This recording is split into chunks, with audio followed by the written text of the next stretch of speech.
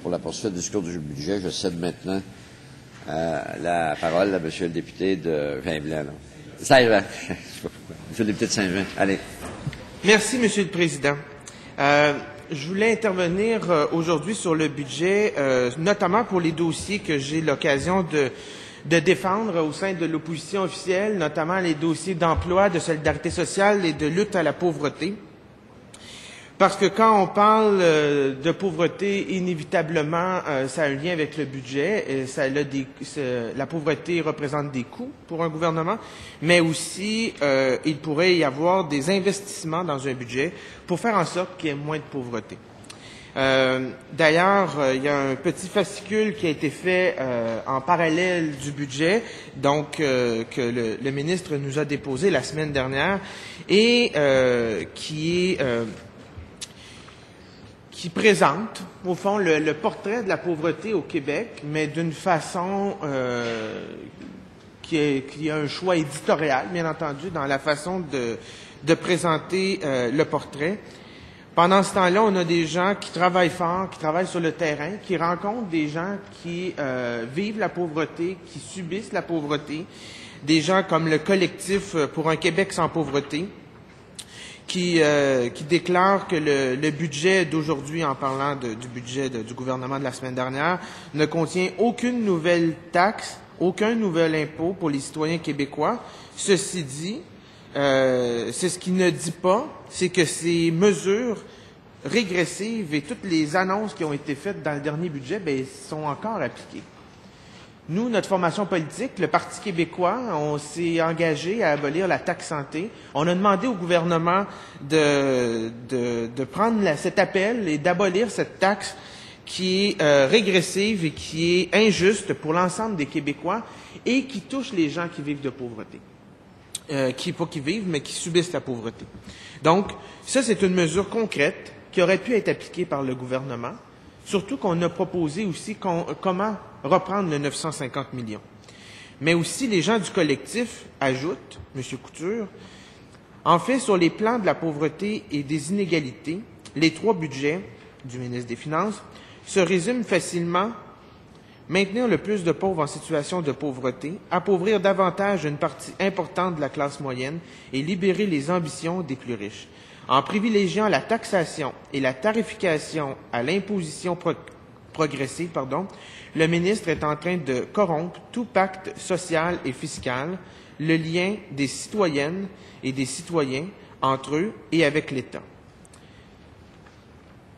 Quand je lis ça, je me dis que c'est des propos durs, mais c'est des propos que les gens qui vivent la pauvreté, qui sont sur le terrain, qui rencontrent ces gens-là, mais aussi qui travaillent avec eux pour se sortir de ça, ces gens-là, au quotidien, voient des drames humains et ont besoin de la part de l'aide de leur gouvernement, qui est le gouvernement du Québec.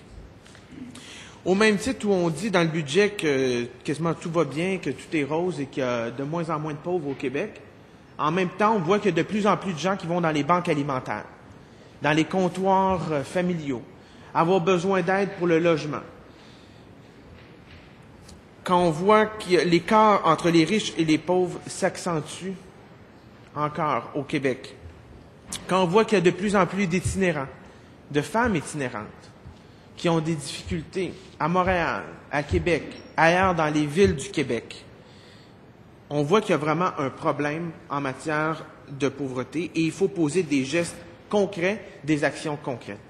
Pour ça, il faut investir davantage dans le transport, dans la mobilité des personnes pour faire en sorte que les gens qui ont besoin de transport, qui n'ont pas les moyens d'avoir un autre véhicule, parce qu'on sait que les immatriculations des véhicules ont aussi augmenté, mais pour que les familles, que les travailleurs, que les gens puissent avoir davantage d'outils pour aller travailler ou aller en milieu de formation, soit dans les écoles ou dans des centres de formation autres, comme les centres d'alphabétisation ou des organismes qui font de la formation, de l'employabilité.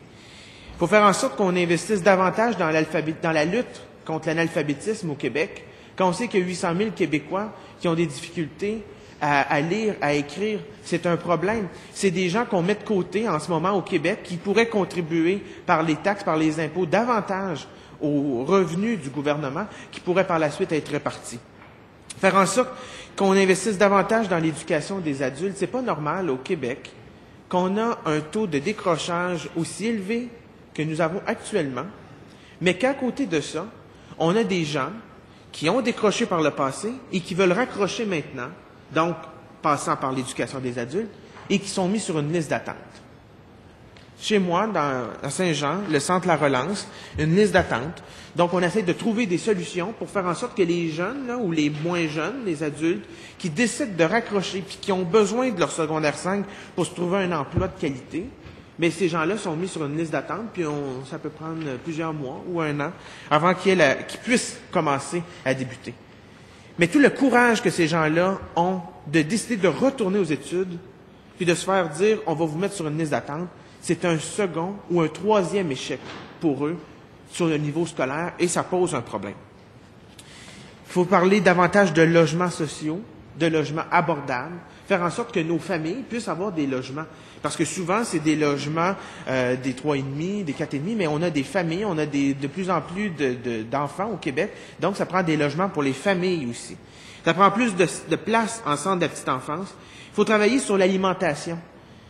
On me racontait, j'ai rencontré des groupes, quand il y a des spéciaux dans les grandes chaînes de restauration rapide, pour pas les nommer, qu'on reçoit des coupons par la poste, mais beaucoup de jeunes, malheureusement, prennent ces coupons-là, vont acheter des sandwichs, des hamburgers ou autres, mettent ça au congélateur, puis par la suite, ils se le font réchauffer quelques jours, quelques semaines plus tard, pour pouvoir s'alimenter.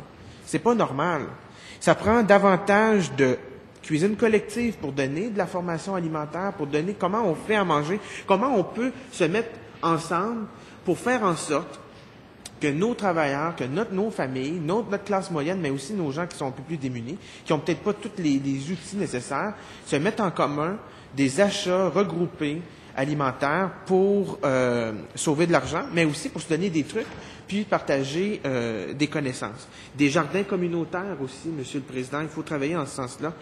Puis comme je l'ai dit, la classe moyenne, il faut arrêter d'égorger, étrangler la classe moyenne par des taxes aussi régressives que la taxe santé, mais aussi la hausse des frais de scolarité comme on l'a connu. Monsieur le Président, vous allez me dire, oui, mais comment vous allez faire pour payer tout ça? Il y en a des solutions. Remettre le monde au travail par la formation, comme je l'ai dit, lutter contre l'analphabétisme, faire en sorte qu'on promouvoie davantage notre formation professionnelle, promouvoir davantage l'entrepreneuriat au Québec, faire en sorte que ça soit plus facile au Québec de transférer nos entreprises pour que nos entreprises demeurent propriété québécoise, faire en sorte que la richesse qui est créée par ces entreprises-là demeure au Québec, qu'on puisse augmenter les redevances minières, faire en sorte qu'on favorise et on incite la transformation au Québec, avoir une véritable politique ou une stratégie manufacturière au Québec. On voit les fermetures d'usines, les pertes d'emplois juste dans mon comté, Prysmian, Quad Graphique, Boucherie Jean-Guy Soucy, toutes des usines, des entreprises qui ont fermé par manque de stratégie ou de politique manufacturière pour les accompagner, parce que dans certains cas, c'est des secteurs plus difficiles, des secteurs économiques plus problématiques au Québec. Mais en même temps, on voit que dans le budget, il y a des mesures, effectivement, pour le maintien au travail des personnes âgées, des travailleurs expérimentés. Mais ça, ces mesures-là, c'est pas maintenant, là, c'est pour l'année prochaine. L'argent va tomber à ce moment-là. Mais pendant ce temps-là, on a des travailleurs âgés qui perdent leur emploi, puis eux, il n'y a plus rien. Le programme PATA, à l'époque, gouvernement fédéral, c'était un bon programme, il a été aboli par le gouvernement fédéral. On voit, en termes d'assurance-emploi, les conditions pour avoir droit à l'assurance-emploi, la complexité en termes de nombre d'heures, de quelle région on provient, toutes les tentatives, que ce soit par les partis d'opposition réunis, que ce soit un gouvernement libéral ou un gouvernement conservateur ou un gouvernement conservateur ou un gouvernement libéral à Ottawa, rien n'a été fait pour changer le régime d'assurance-emploi. Donc, je crois qu'il faut, au Québec, lancer ce débat-là pour pouvoir rapatrier le régime d'assurance-emploi, faire en sorte que nos travailleurs ici, qui malheureusement perdent leur emploi pour des raisons économiques ou autres, puissent faire en sorte qu'on ait un véritable régime d'assurance-emploi qui répond aux préoccupations des Québécoises et des Québécois. Faire en sorte que l'offre de formation qui est offert par le gouvernement fédéral actuellement, même si une bonne partie des formations, des mesures de formation, d'aide à l'emploi ont été rapatriées par le passé au gouvernement du Québec, on voit malgré tout que le gouvernement fédéral fait de l'ingérence et investit dans ces programmes de formation-là. Si vous écoutez la TV quelquefois, vous allez voir les grandes publicités du gouvernement du Canada à ce sujet-là. Puis malgré tout, on a des problèmes d'arrimage entre ce qui se fait à Ottawa et ce qui se fait à Québec en matière de formation de la main-d'œuvre. Il faut rapatrier le régime de l'assurance-emploi, faire en sorte qu'on ait davantage d'aide à la formation en emploi pour ces gens-là, mais aussi pour les gens qui vont se retourner en emploi. Bien entendu, Monsieur le Président, vous ne serez pas surpris aussi qu'il y a une autre solution. Il y a une autre solution pour aller chercher de l'argent, et cette solution-là, c'est la souveraineté du Québec. Ça fait des spasmes de l'autre côté, là, mais c'est correct, Monsieur le Président, on est capable de vivre avec ça, parce qu'on voit que l'appui à la souveraineté du Québec est là. On voit aussi qu'il y a des solutions. On dit toujours que les Québécois cherchent des solutions pour régler des problèmes, mais ça en est une. Puis je considère que c'est important d'en parler ici à l'Assemblée nationale. C'est aussi important d'en parler sur le terrain.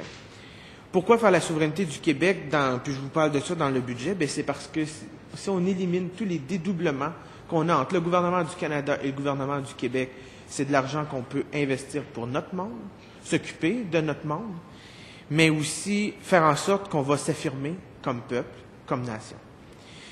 Donc, pour toutes ces raisons, Monsieur le Président, j'aimerais déposer cette motion de grief au discours du budget, que l'Assemblée nationale blâme le gouvernement libéral pour son budget 2012-2013, qui poursuit l'approche économique qui a mené à la perte de 51 000 emplois au Québec en 2011, soit le pire bilan au Canada. Alors, je vous remercie, M. le député de Saint-Jean, de votre intervention et, comme les autres, votre motion de grief sera prise en compte et à moins qu'elle ne soit pas recevable, elle fait partie intégrante du débat pour l'instant.